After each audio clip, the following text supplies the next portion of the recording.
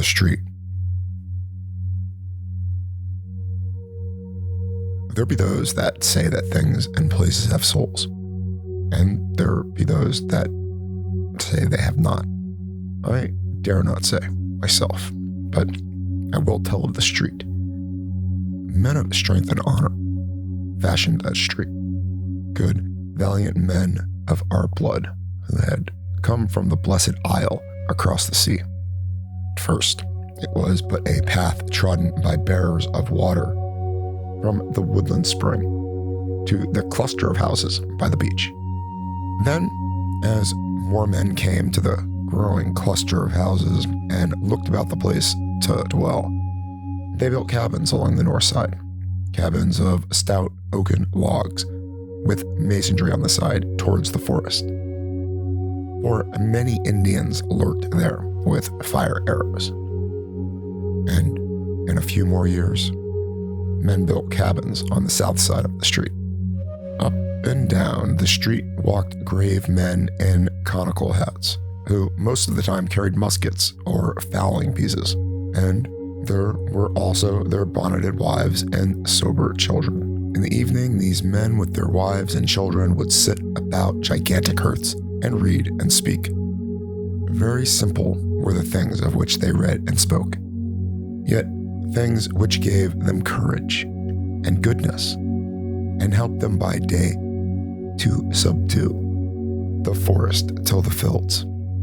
And the children would listen and learn of the laws and deeds of old, and of that dear England which they had never seen or could not remember. There was war, and therefore no more Indians troubled the street. The men, busy with labor, waxed prosperous and as happy as they knew how to be, and the children grew up comfortably, and more families came from the motherland to dwell on the street, and the children's children and the newcomers' children grew up. The town was now a city, and one by one, the cabins gave place to houses. Simple, beautiful houses of brick and wood, with stone steps and iron railings and fan lights over the doors.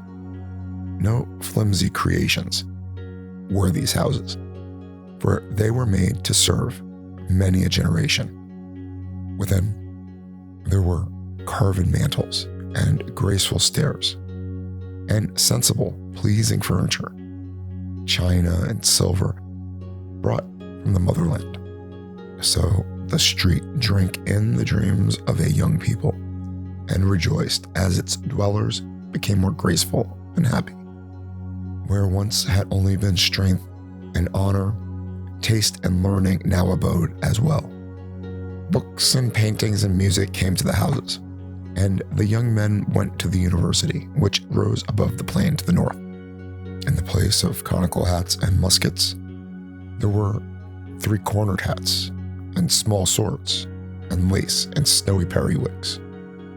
And there were cobblestones over which clattered many a bloodied horse and rumbled many a gilded coach, and brick sidewalks with horse blocks and hitching posts.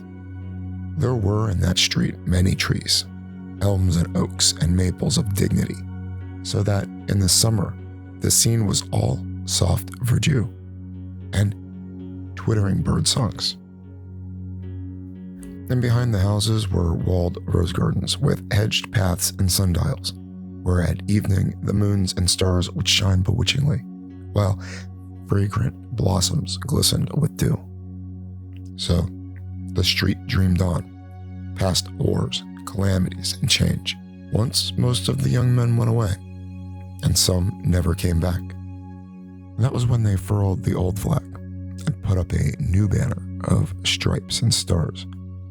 But though men talked of great changes, the street felt them not, for its folk were still the same, speaking of the old familiar things and the old familiar accents, and the trees still sheltered singing birds. And at evening, the moon and stars looked down upon dewy blossoms in the walled rose gardens. In time, there were no more swords, three-cornered hats or periwigs in the street, How strange seemed the denizens with their walking sticks, tall beavers, and cropped heads. New sounds came from the distance. First, strange puffings and shrieks from the river a mile away.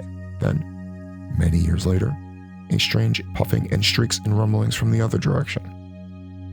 The air was not quite so pure as before, but the spirit of the place had not changed. The blood and soul of the people were as the blood and soul of their ancestors who had fashioned the street. Nor did the spirit change when they tore open the earth to lay down strange pipes, or when they set up tall posts bearing weird wires. There was so much ancient lore in that street that the past could not easily be forgotten. Then came days of evil, when many who had known the street of old knew it no more, and many knew it who had not known it before. And those who came who were never as those who went away, for their accents were coarse and strident, and their mien and faces unpleasing. Their thoughts, too, fought with the wise, just spirit of the street, so that the street pined silently as its houses fell into decay, and its trees died one by one, and its rose gardens grew rank with weeds and waste. But it felt a stir of pride one day, when again marched forth young men, some of whom never came back. These young men were clad in blue. With the years, worse fortune came to the street. Its trees were all gone now, and its rose gardens were displaced by the backs of cheap, ugly new buildings on parallel streets. Yet the houses remained, despite the ravages of the years and the storms and worms, for they had been made to serve many a generation. New kinds of faces appeared in the street, swarthy, sinister faces with furtive eyes and odd features, whose owners spoke unfamiliar words and placed signs in known and unknown characters upon most of the musty houses. Pushcarts crowded the gutters. A sordid, undefinable stench settled over the place, and the ancient spirit slept. Great excitement once came to the street. War and revolution were raging across the seas. Dynasty had collapsed, and its degenerate subjects were flocking with dubious intent to the western land. Many of these took lodgings in the battered houses that had once known songs of birds and scent of roses. Then the western land itself awoke and joined the motherland in her titanic struggle for civilization. Over the cities once more floated the old flag, companioned by the new flag, and by a plainer yet glorious tricolor. But not many flags floated over the street, for therein brooded only fear and ignorance. Again, young men went forth, but not quite as did the young men of those other days. Something was lacking. And the sons of those young men of other days, who did indeed go forth in olive drab with the true spirit of their ancestors, went from distant places and knew not the street and its ancient spirit. Over the seas there was a great victory, and in triumph most of the young men returned. Those who had lacked something lacked it no longer, yet did fear, and hatred and ignorance still brooded over the street, for many stayed behind, and many strangers had come from distant places to the ancient houses, and the young men who had returned dwelt there no longer. Swarthy and sinister were most of the strangers, yet among them one might find a few faces like those who fashioned the street and molded its spirit, like and yet unlike. For there was in the eyes of all a weird, unhealthy glitter, as of greed, ambition, vindictiveness, or misguided zeal. Unrest and treason were abroad amongst an evil few who plotted to strike the western lands its death blow, that they might mount to power over its ruins, even as assassins had mounted in that unhappy frozen land from whence most of them had come. And the heart of that plotting was in the street, whose crumbling houses teemed with alien markers of discord, and echoed with the plans and speeches of those who yearned for the appointed day of blood, flame, and crime. Of the various odd assemblages in the street, the law said much but could prove little. With great diligence did men of hidden badges linger and listen about such places as Petrovich's Bakery, the squalid Rifkin School of Modern Economics, the Circle Social Club, and the Liberty Cafe. There congregated sinister men in great numbers, yet always was their speech guarded or in a foreign tongue. And still the old houses stood, with their forgotten lore of nobler departed centuries of sturdy colonial tenants and dewy rose gardens in the moonlight. Sometimes a lone poet or traveler would come to view them and would try to picture them in their vanished glory. Yet, of such travelers and poets there were not many. The rumor now spread widely that these houses contained the leaders of a vast band of terrorists who, on a designated day, were to launch an orgy of slaughter for the extermination of America and all the fine old traditions which the street had loved. Handbills and papers printed in many tongues and in many characters, yet all bearing messages of crime and rebellion. In these writings, the people were urged to tear down the laws and virtues that our fathers had exalted, to stamp out the soul of the old America, the soul that had bequeathed through 1,500 years of Anglo-Saxon freedom, justice, and moderation. It was said that the swart men who dwelt on the street had congregated in its rotting edifices were the brains of a hideous revolution, that at their word of command many millions of brainless, bespotted beasts would stench forth their noisome talons from the slums of 1,000 cities, burning, slaying, and destroying till the land of our fathers should be no more. All this was said and repeated, and many looked forward in dread to the 4th day of July, about which the strange writings hinted much, yet could nothing be found to place the guilt. None could tell just whose arrest might cut off the damnable plotting at its source. Many times came bands of blue-coated police to search the shaky houses, though at last they ceased to come, for they too had grown tired of law and order, and had abandoned all the city to its fate. Then men in olive drab came, bearing muskets, till it seemed as if in its sad sleep the street must have some haunting dreams of those other days, when musket-bearing men in conical hats walked along it from the woodland springs to the cluster of houses by the beach.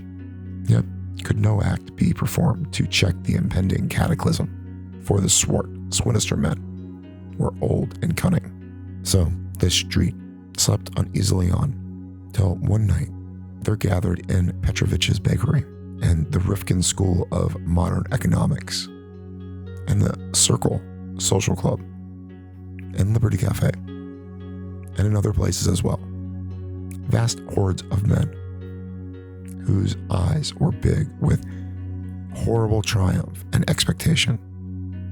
Over hidden wires, strange messages traveled, and much was said of still stranger messages yet to travel.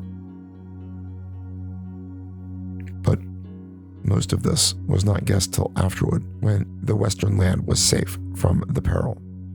The men in olive drab could not tell what was happening, or what they ought to do, for the swart, sinister men were skilled in subtlety and concealment. And yet, the men in olive drab will always remember that night, and will speak of the street as they tell of it to their grandchildren. For many of them were sent there toward morning on a mission unlike that which they had expected. It was known that this nest of anarchy was old, and that the houses were tottering from the ravages of the years and the storms and the worms. Yet was the happening of that summer night a surprise because of its very queer uniformity? It was indeed an exceedingly singular happening, though after all a simple one. For without warning, in one of the small hours beyond midnight, all the ravages of the years and the storms and the worms came to tremendous climax. And after the crash, there was nothing left standing in the street, save 2 ancient chimneys and part of a stout brick wall. nor did anything that had been alive come alive from the ruins.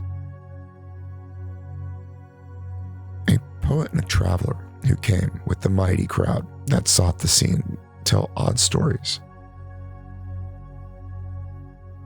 The poet says that all through the hours before dawn, he beheld sordid ruins, but indistinctly in the glare of the arc lights, that there loomed above the wreckage another pictureway, and he could descry moonlight, and fair houses, and elms, and oaks, and maples of dignity. And the traveler declares that instead of the place's wonted stench, there lingered a delicate fragrance, as of roses in full bloom. But are not the dreams of poets and the tales of travelers notoriously false? There be those who say that things and places have souls, and there be those who say they have not. I dare not say myself, but I have told you of the street.